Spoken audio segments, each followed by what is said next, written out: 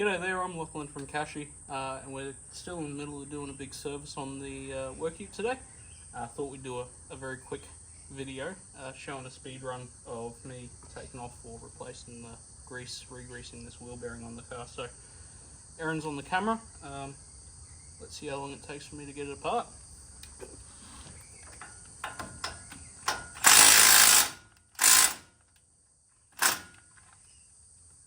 no, battery fault. This has already gone wrong.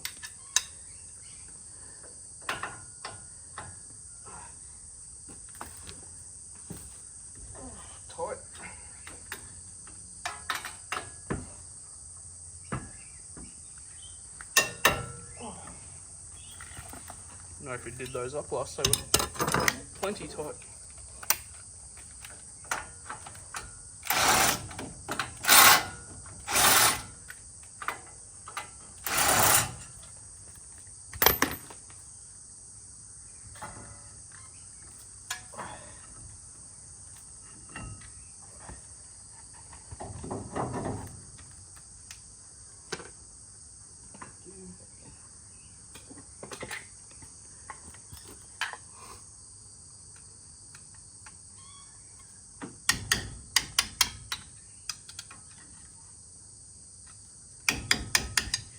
Say, wheel bearings are one of my least favourite jobs on older trucks because they're so dirty, so mucky.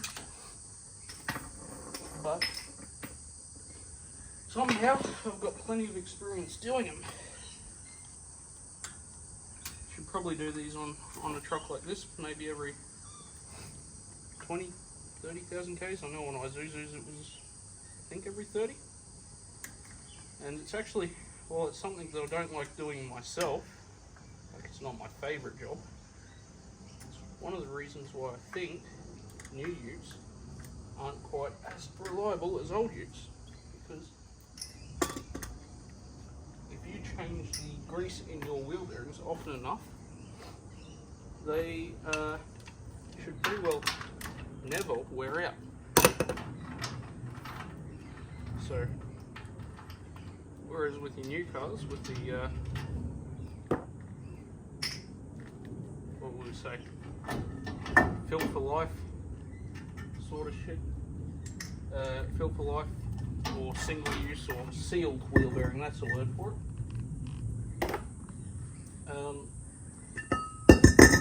When they go, you can't just, there's essentially no service life, which is just really not a great idea. It's great for servicing the car because your annual service becomes a lot cheaper, and it also means that the manufacturer isn't relying on a mechanic doing the job right. This side's a bit dirtier than the other side. That grease is very nasty. You're not relying on a mechanic doing the job, which is sometimes good for the manufacturer. We'll come over here now, Aaron. Now, we started out with gloves on, but Aaron's still wearing her gloves for the service, but petroleum-based cleaners or grease in general just destroy gloves. So all we've got in here is, disgustingly, a bit of petrol. Not good for the environment, not good for the skin, not good for anything. One of the only things that actually gets grease off of things. Grease is one of those few fluids that without petroleum-based solvents or chemical-based solvents, it just wouldn't come off. So pull that off, splash a bit of fuel on this so that it hopefully cleans itself. Now, I prefer to use kerosene, but it doesn't hurt the skin quite as much. However, in my infinite wisdom today, I have forgotten to pick up some kerosene or pick up some diesel, which is pretty much kerosene for kids. Now, petrol does the job, but it evaporates very quickly, which can leave really dry pain in your hands when you're done. So take it as you will. If you're going to try and do this yourself, it's not fun. Now, that hub's mostly clean. We're just going to pop it out. Maybe grab a slightly gross rag, pop it under the hub center, like so. So that when we wipe any grease out of here now, it doesn't go all over the shop and make a mess of our driveway. Now, if I was doing this at someone's house, someone else's house, I'd have put down a whole bunch of cardboard boxes and taken all the precautions, but we're at home today and I'm pretty comfortable with how clean I am while doing this. So, not the biggest concern. Bearings have soaked now. Check for any pitting, corrosion, wear along the rollers. Check for any rust on the housing. And now that the grease has melted down a bit, I'm just going to spray it all off with a bit of brake cleaner. That one might need a little bit longer actually. It's like cooking. The worst kind of cooking.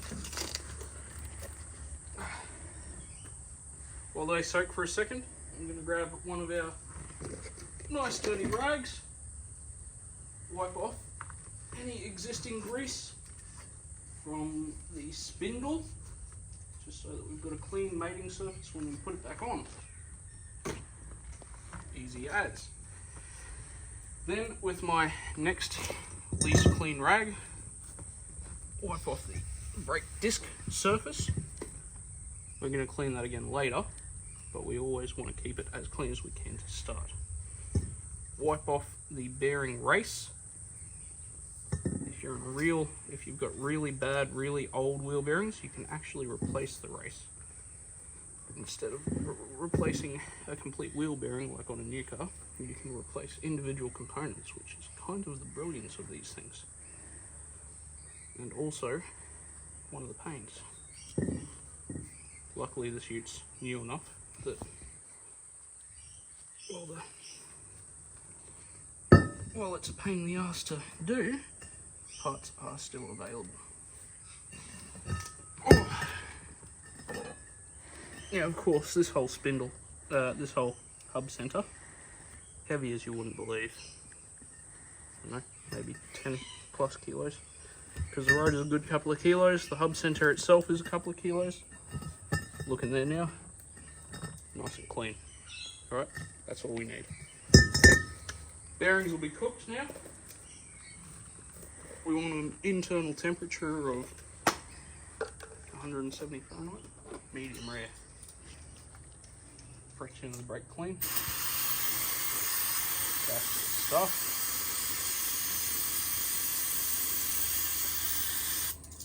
Now, we don't use the brake cleaner to entirely clean the bearing because we would waste so much of the product. But we can't leave the petroleum or kerosene on here because once we're fully done, the petroleum will stay in the bearing and eat the new grease that we put in there. So make it dilute and will actually cause damage to this wheel bearing, which is not a good thing for us. Take our other one out. That one looks just as good. Nice and clean.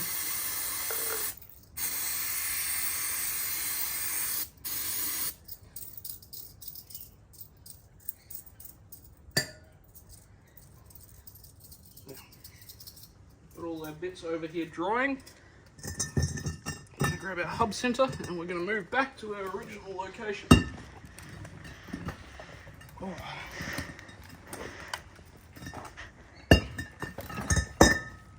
Now, almost chipped a nail. It is not necessary, but it is nice to grab your rag and make sure that the back of the hub is also clean. right?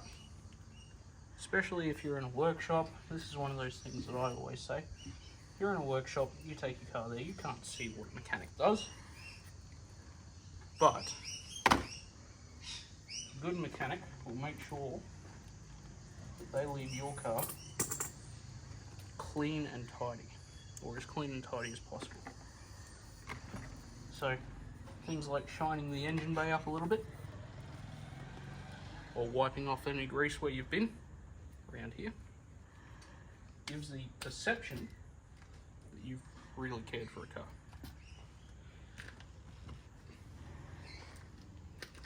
Now, on to my least favourite bit.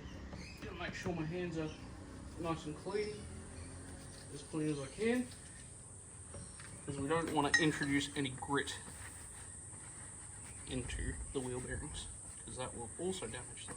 So, cleanest rag I've got. Clean off my hands, make sure there's no grit, not in between my fingers.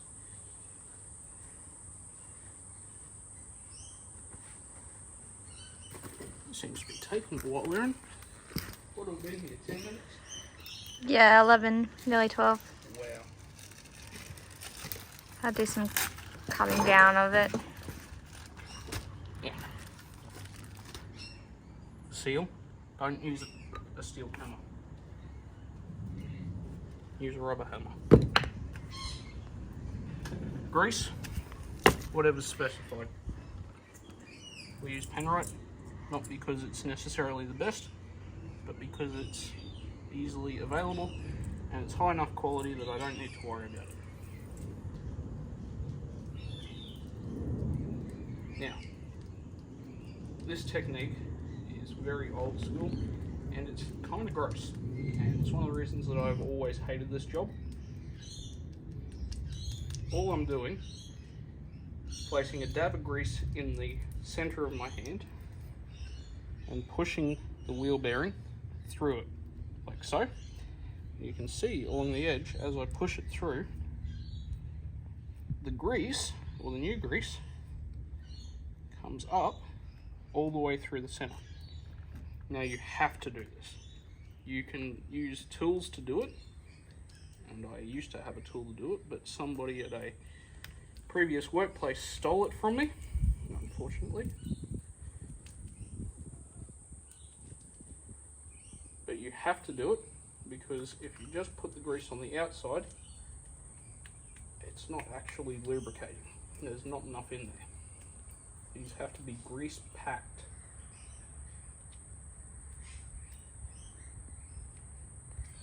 Now, it has been a little while since I've done a set of these, because I'm not a not an Isuzu mechanic anymore. They're one of the few brands that still do it, and most of the newer cars don't really have this style of bearing. So, oh no, it's on my boot. Once you've packed the grease through the bearing, check the bearing inside and out. A little bit of grease on the inside. Make sure that all of the rim is packed, both sides, and a little bit of grease on the outer edge as well. I'm going to keep that out for just 1 second. Get that grease off my boot. I'm going to use this leftover grease now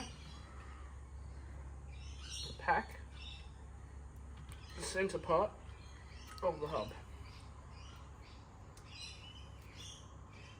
Now, you don't want to put too much in here. Just enough to make sure that the bearing never has an opportunity to run dry.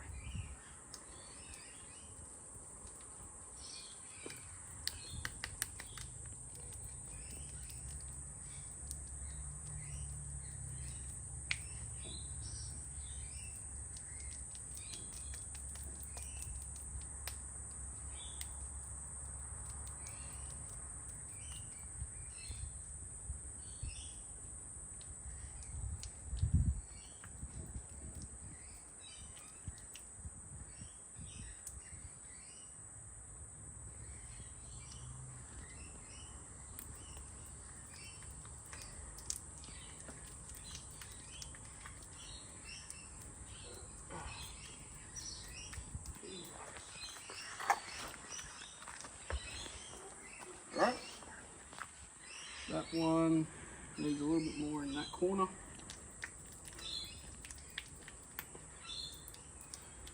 Yeah. In a workshop, the pay time for this job is pretty good. It's one of the only reasons that as a mechanic you would want to do it. However, when you think about it, it's basically like hazard pay. You've had to get all of this horrible stuff on your hands. So we can do a set of bearings in a couple of hours total, but it is pretty gross. Now, take all that leftover grease. I've got enough in there now. And because this is now contaminated with maybe whatever was left over in the old bearing, I have to get rid of it. Wasted product. That's why I really tried to not use as much as possible. In there.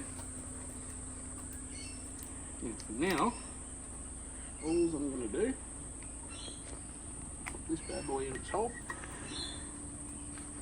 get a rag, wipe a little bit of grease off my hands. We've had a bit of a hard cut because we had an interruption, but the one good thing about grease is, and actually about brand spanking new engine oil, is that it's actually got a lot of detergents in it, and if you've got dirty, horrible hands like I do, it can actually pull out some of the disgusting stuff. Rubber hammer, brand new seal, wheel bearings in. Be careful if you're ever going to do this yourself. Take note of how the thing comes apart, alright? Because the wheel bearings are different sizes front to back. The inside wheel bearing is normally bigger than the outside wheel bearing. But if you pull it apart by yourself at home and you don't know, and you're not a mechanic, then just be wary. Rubber hammer, pop our seal in.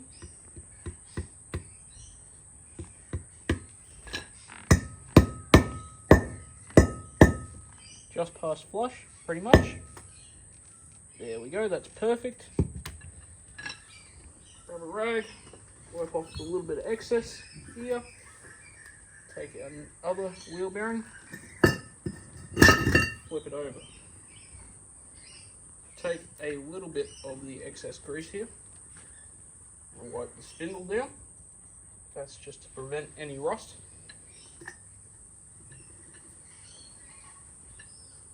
Then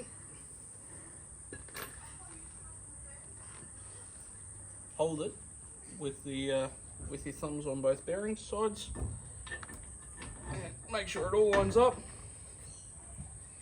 and go in. That's sat pretty well on. Need all of the stuff back that we had from the beginning. All this gets a little wiped down again, just to prevent any grit from coming out. This design's pretty nice because it's got a flat captive washer. Then you've got a nut to adjust the tension. A little dunk in the petrol for the nut so that all the threads are clean and grease free. The outside's clean and grease free. Pop that up.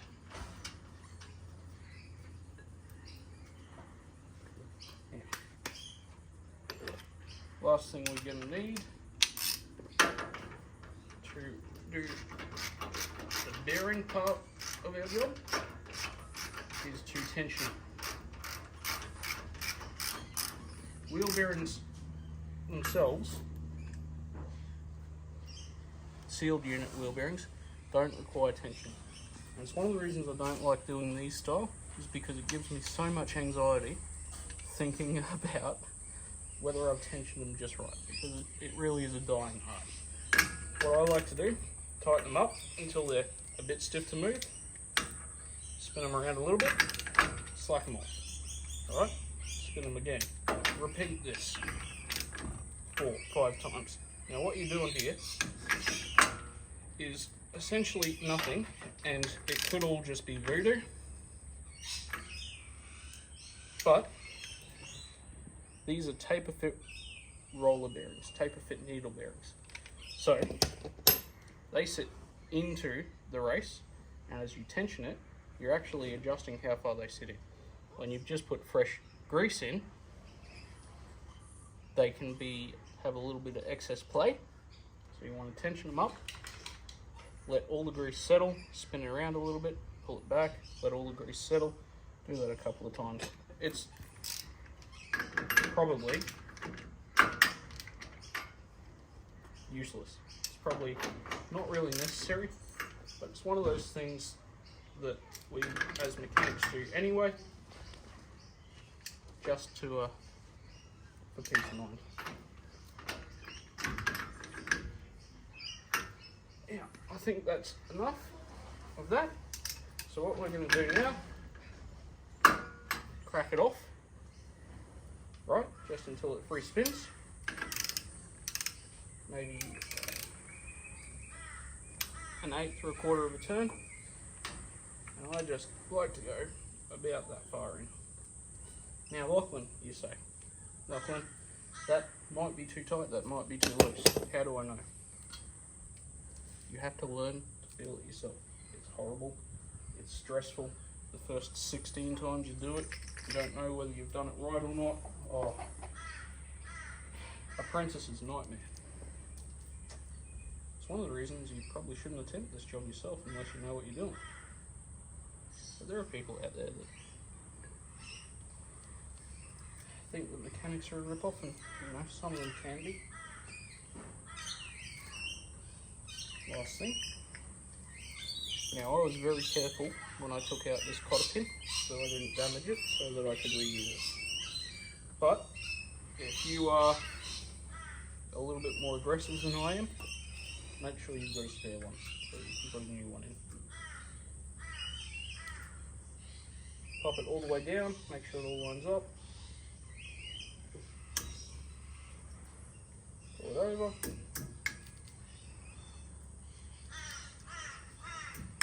Nice and flat, and all that does is stop that nut from backing off. Now if you'd seen these, once they wear in a bit, when they need a retention essentially, they actually are hand tight, essentially hand tight when you pull them off. So that split pin holding it in place, incredibly important. Do not leave that off. Rubber hammer again because we don't want to damage things. Our little hubcap in, then clean rag, dirty rag, clean rag. We're going to spray and wipe the disc rotor twice.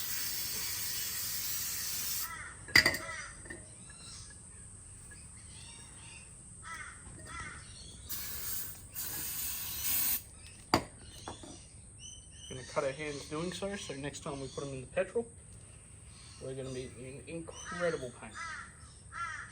It's just the way we like it. Now why do we do this once with a clean white rag, once with a dirty rag? Well, the dirtier rag gets most of the grease off, the actual hard grease. Clean rag is being used to take off any greasy residue. With that said, be careful the first time you go out. This car I've had to take the brakes off. It's completely fine by me.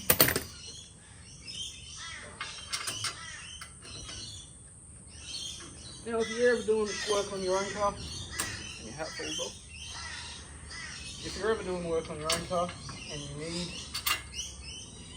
to take the brakes off and put them somewhere, dangle them, don't dangle them. Especially on these old cars, all these soft brake lines become quite brittle. Dangling them, you can stretch them, damage them, and cause leaks. So I've just grabbed a box, an old air filter, something that keeps it slightly off the ground.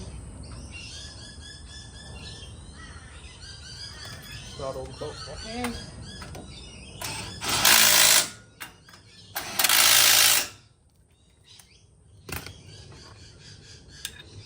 Always check that they're tight.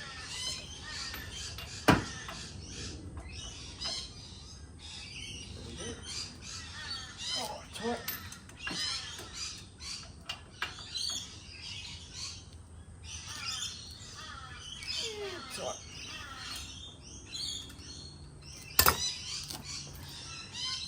What are we at? 20 minutes? Sub 20 minutes? It'd be over 20 minutes at this point. This is my second video and it's 10 minutes in. So the last one was 17 minutes, so we're nearly half an hour in. I reckon that's a pretty good time.